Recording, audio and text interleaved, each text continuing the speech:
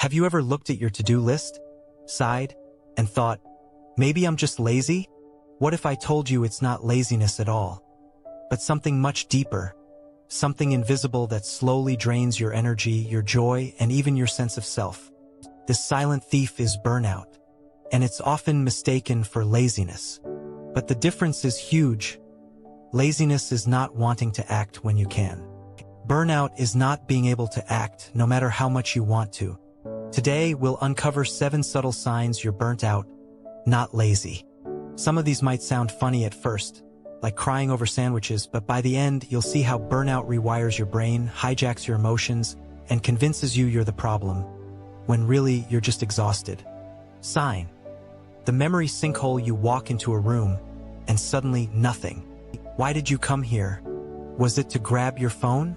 To check the oven? To get socks? The thought vanishes like smoke, and you stand there wondering if you've unlocked the beta version of early-onset dementia. Relax, it's not dementia. It's burnout. Here's what's happening. When you're chronically stressed, your body pumps out cortisol, the stress hormone. Cortisol messes with your hippocampus, the brain's memory librarian.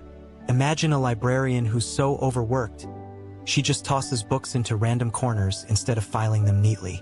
That's your brain right now. So instead of remembering passwords, deadlines, or whether you left your coffee in the microwave, your brain just shrugs. It's not that you're careless. It's that your brain is rationing energy like a city during a blackout. Think about it. Lazy people don't forget their own birthdays. Burnt-out people, however, will reread the same email 5 times because the words evaporate every time they blink. Takeaway: don't beat yourself up for forgetting. Your brain isn't broken, it's just overwhelmed. Give it grace. Sign.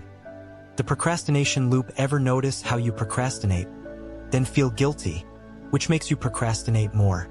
Welcome to burnout's hamster wheel.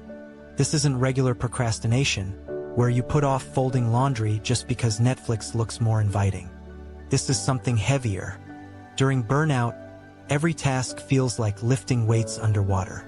Answering a single email feels like rewriting the Constitution. Even replying okay to a text feels monumental. Why? Because burnout hijacks your executive function, the brain system that helps you prioritize, start, and finish tasks. So when you tell yourself, just do it, you freeze. It's not laziness. It's like trying to push a car uphill without any gas in the tank. The guilt, though, that always has energy. It sits beside you whispering, see? You're just lazy. Takeaway: you're not lazy for not starting. You're depleted.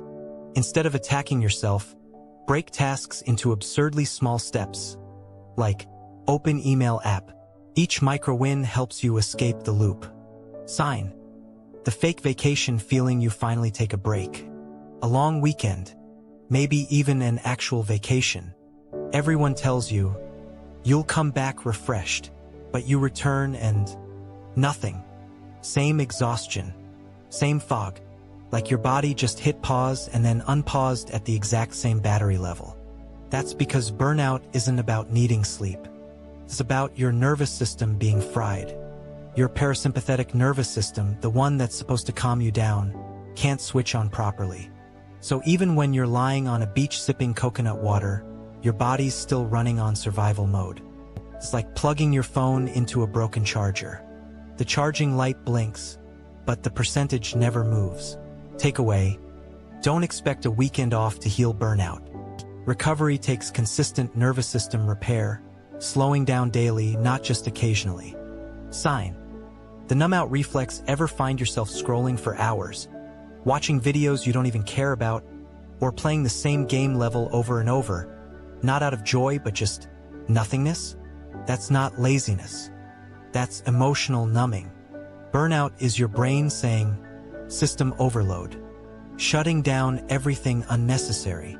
So instead of engaging with life, you retreat into the safest, lowest stimulation activities. From the outside, it looks like you're being lazy. Inside, you're just trying not to collapse. Psychologists call this avoidance behavior. Your nervous system craves the least threatening, most predictable stimulation, like binge-watching reruns or scrolling endlessly. Takeaway: numbing isn't a flaw. It's a survival mechanism. But notice it, because awareness is the first step to choosing healthier recovery, not just endless digital escape. Sign: crying at sandwiches. You drop a slice of bread on the floor, and suddenly you're sobbing like your life just fell apart with it. This is one of burnout's strangest stealth attacks. Random crying fits. Why does it happen? Because chronic stress wrecks your emotional regulation system. Cortisol spikes. Serotonin plummets. Your nervous system loses its filter. That means small annoyances, like a sandwich falling apart, trigger massive emotional floods. It's not weakness. It's not drama. It's your emotional bank account being overdrawn. Even a tiny fee sends you into emotional debt. Takeaway: if you're crying at sandwiches, don't shame yourself. Your tears aren't about bread. They're your body begging you to rest and reset. Sign: the disappearing spark. Remember when you used to get excited about little things? A new game, a new book, trying a seasonal drink. Burnout steals that spark and leaves everything gray. This isn't laziness, it's joy depletion. Burnout dulls your dopamine response. The things that once gave you pleasure now feel muted, like listening to music through broken speakers. Life loses color. Here's the dangerous part: you start to believe maybe you just don't care anymore, that you've lost your personality. But it's not true. Joy is still there. It's just that burnout has turned down the volume until everything feels beige. Takeaway: don't confuse burnout with identity. Your spark isn't gone. It's just buried under exhaustion. Sign: the existential, what's the point? And finally, the crown jewel of burnout, that creeping whisper, why bother? Work feels pointless. Chores feel pointless. Even hobbies feel like they're floating in a void. It's not laziness. It's existential burnout. Normally, your brain links effort to reward. Work equals paycheck. Cooking equals food. Socializing equals belonging. But burnout severs those connections. Suddenly, everything feels like busy work in a cosmic waiting room. From the outside, people may see you disengaged and think you're lazy. But inside, it feels like staring into the abyss, wondering why you should fold laundry when nothing seems to matter. Takeaway: this is burnout's most dangerous trick. If you feel the what's the point fog creeping in, don't try to fight it alone. Reconnect with meaning, small moments, not giant life purposes. Even making tea can be an act of reclaiming meaning. Here's the truth: laziness is choosing not to act when you can. Burnout is not being able to act no matter how much you want to.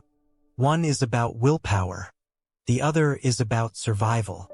And mistaking the two only makes the pain worse.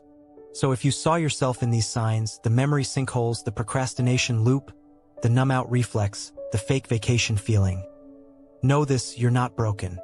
You're not lazy. You're burnt out. And burnout is something you can heal from. It starts with recognizing the signs. And you just did.